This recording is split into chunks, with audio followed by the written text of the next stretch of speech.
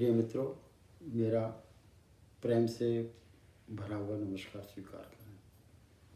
मैं रोहताश गुप्ता, कुरुक्षेत्र विश्वविद्यालय के जूलॉजी डिपार्टमेंट का भूतपूर्व चेयरमैन एवं प्रोफेसर। अब मैं सेवानिवृत्त हूँ और इस सेवानिवृत्त काल में मैं कविता सर्जन का कार्य करता रहता हूँ, जिससे कि मेरे मन को बहुत खुशी प्राप्त होती है।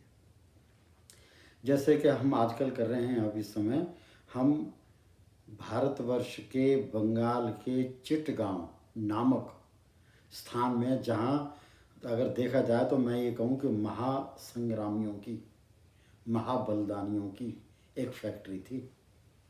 वहाँ महाबलिदानी फैक्ट्री में बनते थे। फैक्ट्री के मालिक थे मास्टर सूर्य सेन, और उनके साथ में कम से कम भी कोई 7-8 ऐसे लोग थे जो दिन रात उनके साथ में लगे रहते थे। अंग्रेज़ों के शस्त्र लूटते थे, अंग्रेज़ों का खजाना लूटते थे, और कई बार अंग्रेज़ों को उन्होंने मार भी दी। और फिर जैसा कि अंग्रेज़ों का राज था, वो अंग्रेज़ मार जरूर खा जाते, लेकिन बाद में खोजबीन ऐसी करते कि जो लोग जिन्होंने भी जहाँ जहाँ हमला किया उनको पकड़ लेते, पकड़ करके मुकदमा चलाते और मुकदमा करके सीधा उनको फांसी देते। कुछ ही थे, 1-2 जिनको काले पानी भेजते थे चिटगांव से। चिटगांव से जो काले पानी पर जो गए, वो क्रांतिकारी लोकनाथ बाल, जिनके बारे में आज मैं अब आपके सामने कविता पाठ करूँगा,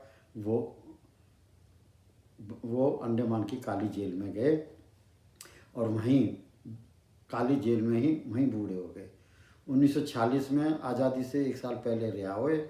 1966 में उनकी मौत हुई। 1947 से लेकर 1966 तक उनसे कहीं कोई कभी जाके नहीं मिला।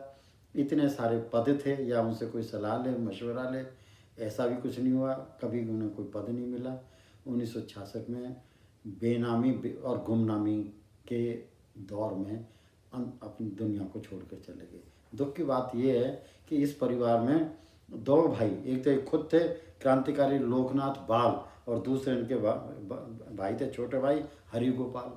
तो भाई, छोटा भाई हरि गोपाल और लोकनाथ बाल, दोनों के दोनों चिटगांव शास्त्रागार के हमले में दोनों भाई उस ग्रुप में थे, जो सारे मिला के कोई 15 के करीब लोग थे, जिनमें एक सूर्य सेन खुद थे और बाकी 12 एक और थे, उनकी मौत हो गई, और मेरे ख्याल में 3-4 को फांसी हुई। ऐसे मिला के सारे 15 थे। तो प्रिय मित्रों, मैं आज के इस कविता पाठ को, जो क्रांतिकारी लोकनाथ बाल के उन कर्तव्यों के बारे में है, उनकी जीवन गाथा है, उनकी उन बातों के बारे में जिससे उन्होंने अंग्रेज़ों को पराजित की अंग्रेज़ों की, और वो भी अंग्रेज़ों ने जब उनको पराजित किया, सब चीज़ें इसमें हैं। इसके 30 पद हैं। मैं इसको 2 भागों में बांटूंगा। तो अब मैं आपके सामने क्रांतिकारी लोकनाथ बाल के बारे में कविता पाठ करता हूँ, और ये कविता पाठ 15 पद तक चलेगा, और इसे मैं भाग 1 कहूँगा अपने इसमें एपिसोड में जो लिखा हुआ आएगा। अब शुरू करते हैं। ये सर्वविदित हो बंगाल भूमि महानतम वीरों की जननी है। देखो कवि क्या कह रहा है। ये सर्वविदित हो बंगाल भूमि महानतम वीरों की जननी है। सुंदरबन, वहाँ एक सुंदरबन जगह का नाम है चिटगांव के पास में, जो अभी भी है। दुनिया के सबसे ज़्यादा खूंखार जो टाइगर्स हैं, वो इस सुंदरबन में मिलते हैं। सुंदरबन एक क्षेत्र का नाम है जो दलदलों से भरा हुआ है गंगा के डेल्टे में। तो कहता है, ये सर्वविदित हो बंगाल भूमि महानतम वीरों की जननी है। सुंदरबन क्षेत्र में विश्व के अधिकतम बाघ तो मिलते ही हैं, ये याद रहे बंगाल भूमि बंगाली मानव बाघों की भी जननी। देखो यहाँ कभी जो क्या कह गया उनके बारे में, कि जो ये लड़ाई लड़ते थे ना सूर्य सेन की अगुवाई में, ये बंगाली मानुष रूप में बंगाली बाघ थे। ये कह रहा है कवि। कैसे? ये सर्वविदित हो बंगाल भूमि महानतम वीरों की जननी है। सुंदरबन क्षेत्र में विश्व के अधिकतम बाघ तो मिलते ही हैं, ये याद रहे बंगाल भूमि बंगाल मानव बाघों की भी जननी है। यह भी सर्वविदित रहे, यह भी सर्वविदित रहे, चिट्टगांव क्षेत्र संपूर्ण बंगाल में बंगाली मानव बाघों का सर्वोत्तम राष्ट्रीय उद्यान था। वाह, देखिए नेशनल पार्क कह रहा है। अब हमारे नेशनल पार्क हैं, मेरे ख्याल में होंगे कम से कम भी इस समय 110 और 120 के करीब में नेशनल पार्क, हिंदी में उनको उद्यान बोलते हैं, राष्ट्रीय उद्यान। तो पर ये तो कभी ये कह रहा है कि चिट्टगांव तो राष्ट्रीय उद्यान इन बाघों का नहीं था, वाइल्ड टाइगर्स का नहीं था।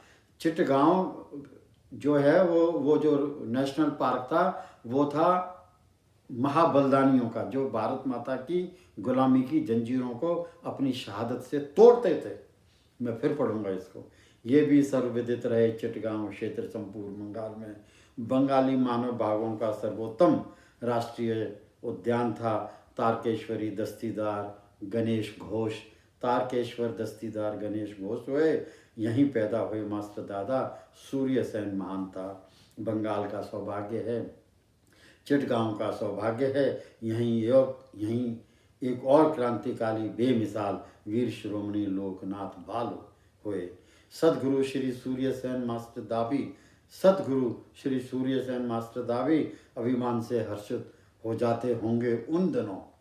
सदगुरु श्री सूर्य सेन मास्टर दाबी अभिमान से हर्षित हो जाते होंगे उन दिनों जब चिट्टगांव प्रजातंत्र समिति में, जब प्रजातंत्र, उन्होंने एक समिति बना रखी थी और उसका नाम था चिट्टगांव प्रजातंत्र समिति। चिट्टगांव में याद रखने वाली है, चिट्टगांव प्रजातंत्र समिति। सदगुरु श्री सूर्य सेन मास्टर दाबी अभिमान से हर्षित हो जाते होंगे उन दिनों जब चिट्टगांव प्रजातंत्र समिति में लोकनाथ बालसरी के वीर समिति से जुड़ते होंगे उन दिनों अंग्रेजी सरकार के पापों को बंदूक की नोक पर तोलते होंगे उन दिनों। जन्म हुआ सन 1908 में, क्रांतिकारी लोकनाथ बाल का जन्म हुआ सन 1908 में। चिट्टगांव जन्म स्थान था। लोकनाथ बाल का बाल्यकाल एक सर्व दीक्षा एवं शिक्षा दीक्षा भी हुई जहां, वो भी चिट्टगांव था। जन्म हुआ 1908 में, चिट्टगांव जन्म स्थान था। लोकनाथ बाल का बाल्यकाल एवं शिक्षा दीक्षा भी हुई जहां, वो भी चिट्टगांव था। नमन है वीर भूमि चिट्टगांव तुझे, नमन है वीर भूमि चिट्टगांव तुझे, नमन है सदगुरु सूर्य सेन तुझे। अनेक नौजवानों के संघर्ष कला में दीक्षित किया तूने, अनेक नौजवानों को संघर्ष कला में दीक्षित किया तूने।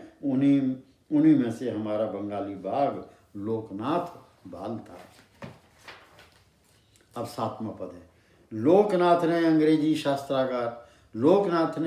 शास्त्रागार पर धावा बोला। दर्जन से ज्यादा फिदाई क्रांतिकारी वीरों का साथ था। AFI शास्त्रागार पर विजय हुई, पुलिस ने सरेंडर किया। यहाँ तो हरा दिया एक बारी तो उसने। इस शास्त्रागार पर आधिपत्य तो जरूर हुआ, पर असला बारूद बहुत अल्प मात्रा में था। जो हुआ सो ठीक हुआ, कम से कम अंग्रेज तो परास्त हुआ। लोकनाथ की अगुवाई हुनर प्रसिद्ध हुआ। पुलिस से भिड़ंत कलाबाजी में ध्येय पूर्ति कौशल साहस सिद्ध हुआ। ब्रिटिश इंडिया सरकार के सिर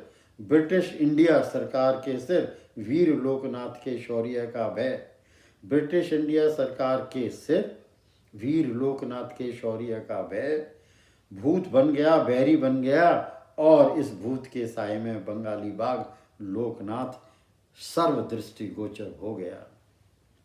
ब्रिटिश इंडिया की सरकार का अपनी ही पुलिस से विश्वास उठ गया। सेना को सम्मान किया। जो उन दफ्तर में थे, जो थे, उन्होंने सेना को बुलाया कि जब हार गए वो, तो कहता है ब्रिटिश इंडिया की सरकार का अपनी ही पुलिस से विश्वास उठ गया, सेना को सम्मान किया। वीर लोकनाथ का सेना से फिर दोबारा टकराव किया। पहले पुलिस से लड़ाई हुई, जब पुलिस को उन्होंने हरा दिया तो ब्रिटिश गवर्नमेंट ने अब आर्मी बुला ली, और आर्मी से उनका मुकाबला करा दिया। तो एक तरफ था लोकनाथ बलशाली बलवान, रण क्षेत्र बनी जलालाबाद की दुर्गम पहाड़ियां। संघर्ष हुआ, लोकनाथ ने सेना से लिया लोहा, चतुर बाल जीवित धूल झोंक बच निकला फरार हुआ। वहाँ भी लड़ाई लड़ी और देखिए कितना महान था कि पहले तो पुलिस वालों से तो लड़ाई जीत ही गया, अब उन्होंने सेना को बुलाया, सेना से लड़ाई हुई और उनको छितर बितर करके और वहाँ से भाग गया। जलालाबाद युद्ध सिद्ध हुआ बहुत दुखदाई। जलालाबाद युद्ध सिद्ध हुआ बहुत दुखदाई। 12 क्रांति शहीद हुए। छोटे भाई हरि गोपाल बाल ने भी जान गो पाई। छोटा भाई भी मर गया, खुद तो फरार हो गया और छोटा भाई मर गया।